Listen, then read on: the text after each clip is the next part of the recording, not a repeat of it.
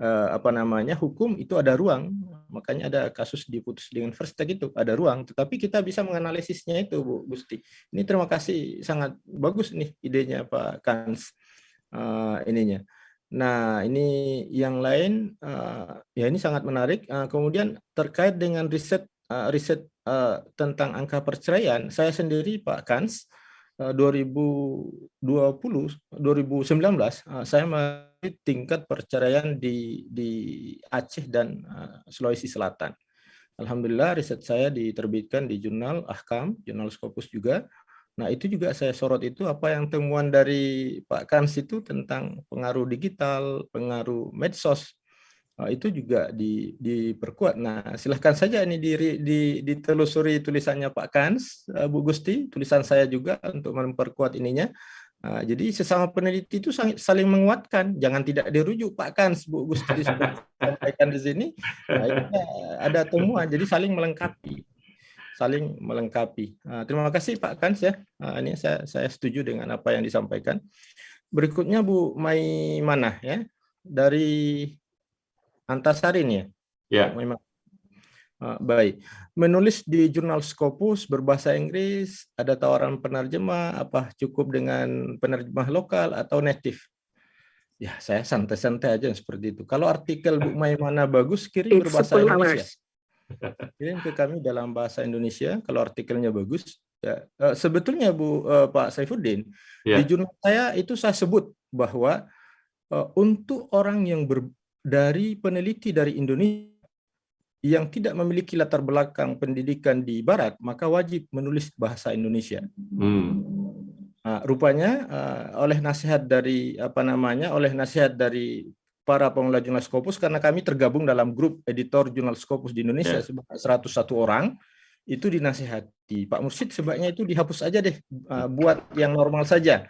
Jadi bunyinya itu adalah boleh dalam bahasa Indonesia, bahasa Inggris, bahasa Arab. Jadi kami tidak ada masalah kalau artikel itu masuk bahasa Indonesia, karena bagi saya malah pengen sekali jurnal itu sebagiannya berbahasa Indonesia, Anda diizinkan oleh Scopus. Tapi karena tidak diizinkan, maka kami menerima artikelnya itu berbahasa Indonesia. Percaya diri.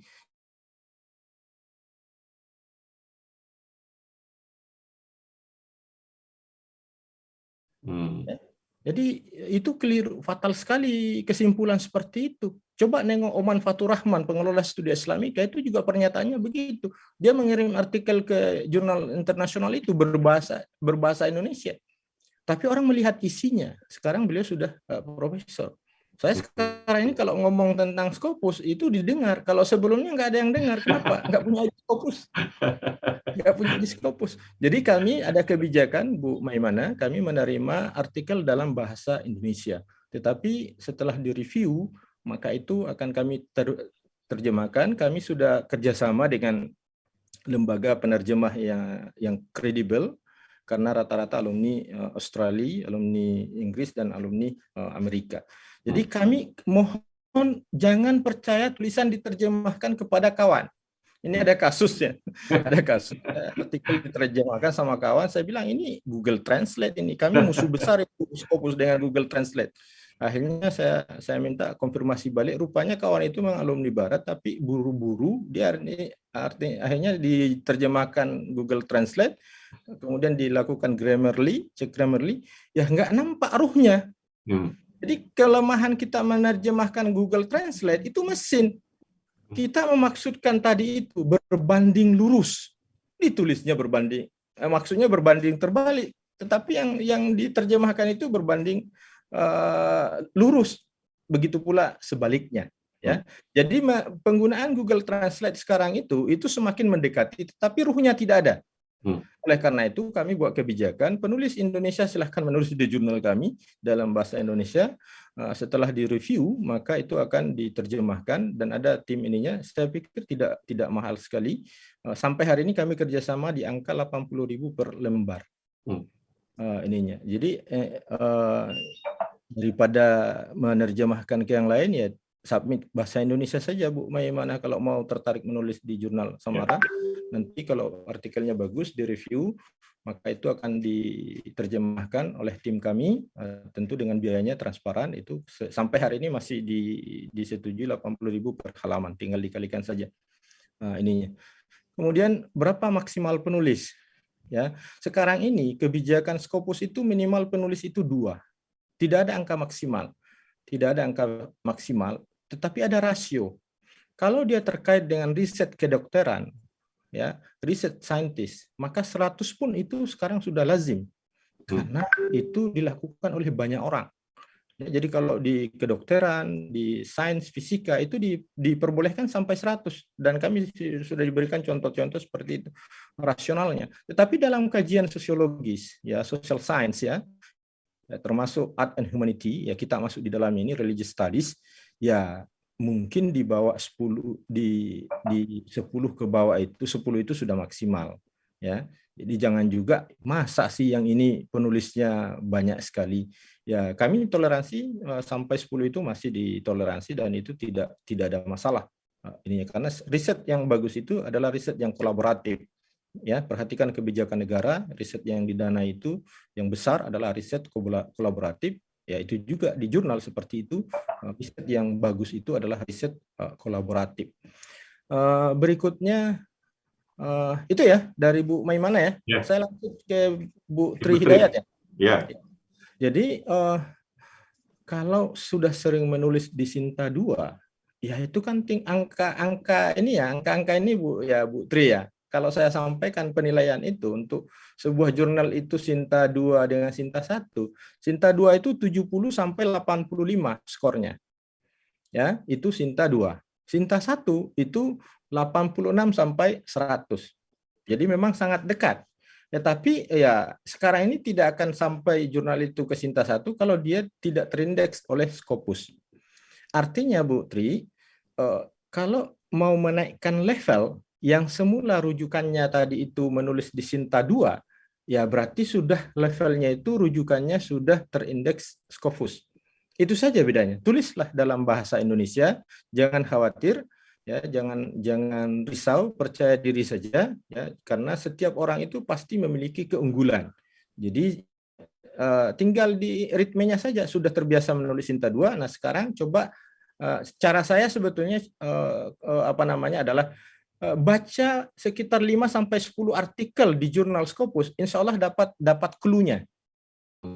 Dapat clue-nya. Jadi learning by doing. Jadi jangan mendengar banyak dari orang lain, baca saja. Saya Pak Saifuddin ketika jurnal saya submit ke Scopus itu posisinya Sinta 3. Ya, dalam beberapa penilaian itu kawan-kawan nggak habis pikir kok berani Sinta 3, mohon maaf, ketika itu jurnal saya masih berbahasa Indonesia.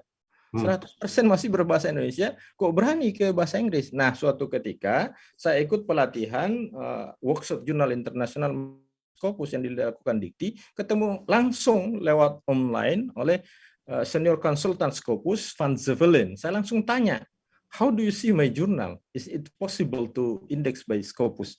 Langsung dia tengok, ya, it's possible. Ya, itu yang dia sampaikan. Nah, itu clue-nya. Ya, nah, kemudian ada clue-nya diberikan bahwa jurnal Scopus itu minimal judul abstrak keyword berbahasa Inggris. Saya kemudian menyiapkan itu satu isu, saya siapkan pokoknya cukup judul abstrak keyword. Saya kirim karena saya orangnya ya tidak nothing tulus aja, nggak ada beban kan, tidak ada yang marah kalau kita submit Scopus ditolak, paling ditertawain. Alhamdulillah tembus Scopus dan tidak ada catatan perbaikan dan diproses hanya 5 bulan. Jadi percaya diri Bu Tri, nulis saja. Nah di Skop Samara itu kalau di Fakultas Syariah dan Hukum dapat semua, itu aja kuncinya. Jadi kalau di Fakultas Syariah dan Hukum itu semua dapat. Ya, hukum pun hukum umum silahkan, tetapi tentu ada perlu ditambahkan analisis hukum Islamnya, kan tidak jauh berbeda antara hukum umum dengan hukum Islam, ya. Jadi terkait dengan ekonomi syariah, iya, hukum ekonomi syariah. Saya ulangi sekali lagi, bukan FEBI ya, bukan FEBI, tetapi jurnal Samara itu adalah jurnal di Fakultas Syariah dan Hukum UIN Araniri, sehingga itu jembatan kita bersama akademisi di Fakultas Syariah dan Hukum di seluruh Indonesia, silahkan submit artikelnya di Samara, mudah-mudahan di-review dan bisa terbit di sana. Kemudian pertanyaan yang ketiga ini agak sedikit rada berat. Jadi memang kita ini pemerintah belum berpihak kepada jurnal, sudah berpihak pada penelitian. Penelitian itu digelontorkan dana itu seseorang satu peneliti bisa 1 miliar. Ya, jadi sekarang ini dana riset itu di PT KIN itu nggak mau lagi orang meneliti 15, antara 40, 60, 75, 80, 150, 250, 500, 1 miliar. Tetapi coba perbincangkan, apa ada kebijakannya terkait dengan jurnal? Berapa dana yang dikelontorkan pemerintah untuk jurnal? Itu nol besar. Ya, nol besar. Saya sudah keliling ke kawan-kawan di seluruh Indonesia, pemerintah belum memperhatikan itu. Nah, sehingga ya kita tidak ada jalan. Sekarang ini kita sudah membuka link di seluruh dunia. Artikel ini bagaimana? Ya, di Samara sampai hari ini publication fee-nya itu kami masih kebijakannya masih 2 juta. Orang mengatakan itu murah.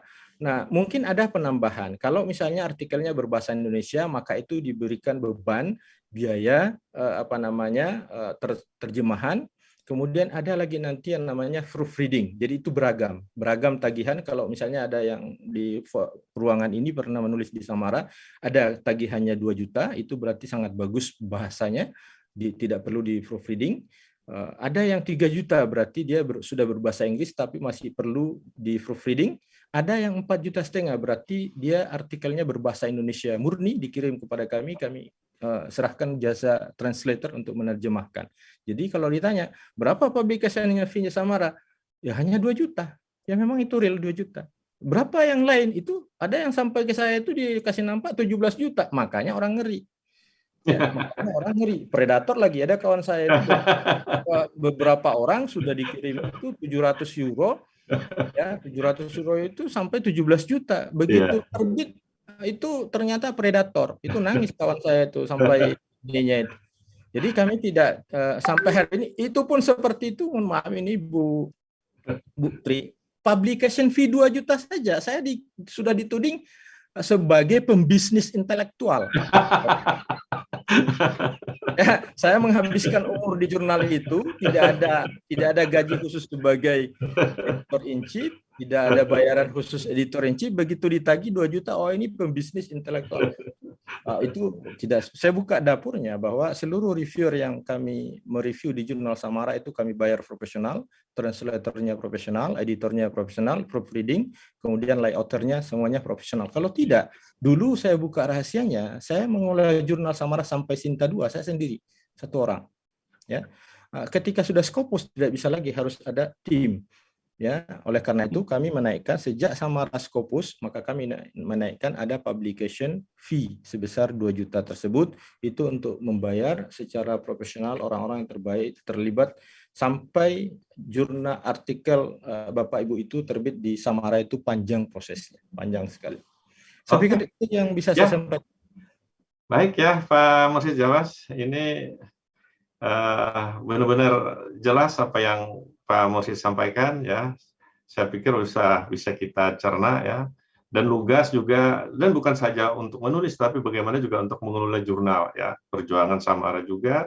Dan memang saya yakin dari kepiawaian Pak Mursyid Jawas ini ya, ini memang betul-betul jadi mursyid nih dalam ilmu tarekat kita Pak. Nanti saya berguru Pak ya.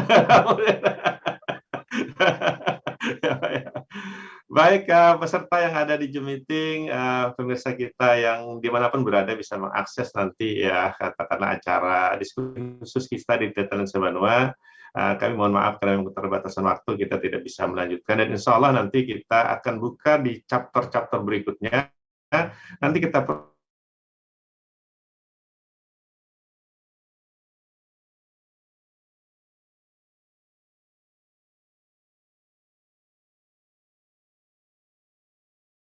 tanyakan ya di chat itu juga. Nanti kita bikin secara tuntas nanti per sesi ya saja untuk itu, sehingga betul-betul nanti bisa membimbing kita ya untuk kemudian kita bisa tembus di jurnal yang Scopus. Nah, sebelum saya tutup, saya mohon maaf ya kalau ada kekurangannya. Dan apa yang disampaikan oleh Pak Mursyid di awal tadi, ya, dikatakan beliau bahwa sekali layar terkembang, jangan surut ke belakang, ya. Bahasanya seperti, artinya begini, Scopus ya itu jangan ditakuti, tetapi didekati dan dicintai saja. Sehingga nanti kita mencoba menulis terus saja, ada kegagalan, anggap saja itu sukses yang tertunda, biasa saja. Dan setiap review yang seperti dikatakan oleh Prof. Irwan juga ya, juga oleh Pak Mursyid juga tadi mengatakan, itu adalah sebenarnya kebaikan yang akan kita dapatkan. Jadi jangan anggap catatan-catatan reviewer itu, ya itu kemudian menohok kita, tetapi itu adalah memperbaiki kita semua. Terima kasih atas apresiasinya, dan mohon maaf, insya Allah kita akan jumpa lagi di chapter berikutnya, di Lensa Banuai diskusi yang intensif. Assalamualaikum warahmatullahi wabarakatuh. Waalaikumsalam warahmatullahi wabarakatuh.